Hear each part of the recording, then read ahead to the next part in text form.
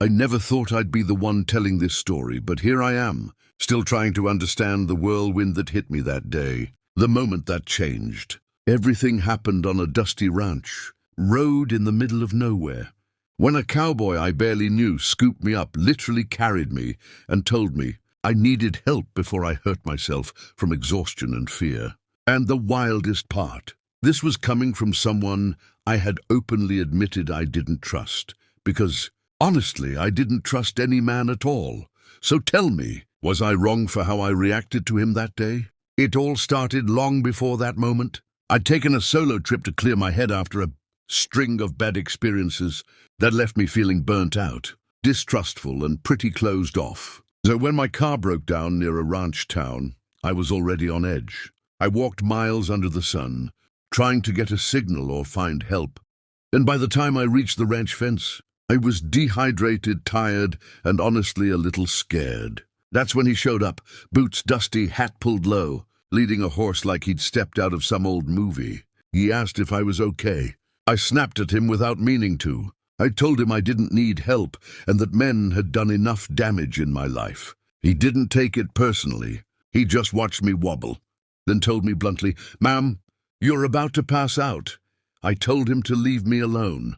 2 seconds later, everything tilted, my knees gave out, and he caught me before I hit the ground. Next thing I knew, he lifted me carefully, like I wasn't a burden, and started carrying me toward the ranch house. I panicked and told him to put me down, but he stayed calm and said, "You're safe. Please just let me help." His voice wasn't pushy or controlling. It was steady, warm, and I didn't know how to respond because I wasn't used to that. When he got me into the house, he took me to what I realized was his bedroom. Not for anything weird, but because it was the closest room, with a fan and a clean bed. He laid me down, brought water, and stepped back as if he was afraid to spook me. He introduced himself as Colt, the ranch owner's son, and told me I could leave any time I wanted. But he wasn't letting me collapse outside in the heat. Even then, I kept waiting for some hidden motive. Instead, he handed me a cold towel, then sat on the far side of the room and talked about nothing but regular things, horses, weather, ranch chores, just to keep me awake and grounded. I found myself relaxing without meaning to. Over the next hour, he helped me get stable again. He made sure I drank water, offered food, and even stepped out so I could wash my face and catch my breath. I hadn't realized how close I'd been to heat exhaustion. When I apologized for snapping at him earlier, he just shrugged and said he'd been yelled at by horses louder than me. I actually laughed, first time in a long time. But here's where the story gets complicated. After I rested, he offered to drive my car to town for repairs and get me a place to stay at the ranch guest house. I hesitated. Trusting someone, especially a man, was not something that came easy. But he didn't pressure me. He gave me space and waited. And something in me, something tired of being afraid all the time, gave in and said yes. So that's where I was stuck. A stranger helping me more kindly than people I'd known for years, and me questioning every minute if I was making a mistake. Before I tell you what happened next, I want you to pause and comment below. What would you have done in my shoes? Would you have trusted him, or would you have pushed him away again?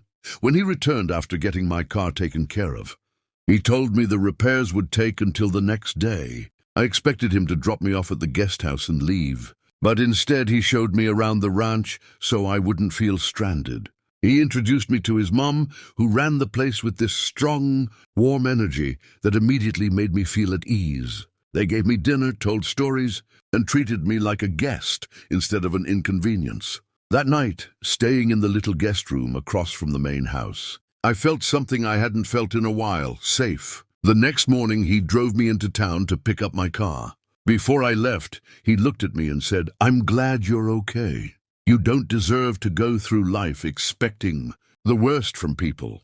It wasn't smooth or romantic. It was just honest, and it hit me harder than I expected. When I drove away, I realized he hadn't saved me in some dramatic way. He'd done something rarer. He'd treated me with patience and respect when I was at my lowest. And that changed something in me. Since then, I've kept in touch with him and his family. I'm not saying everything magically healed overnight, But that moment reminded me that kindness still exists, even when you're sure it doesn't. So yeah, that's my story.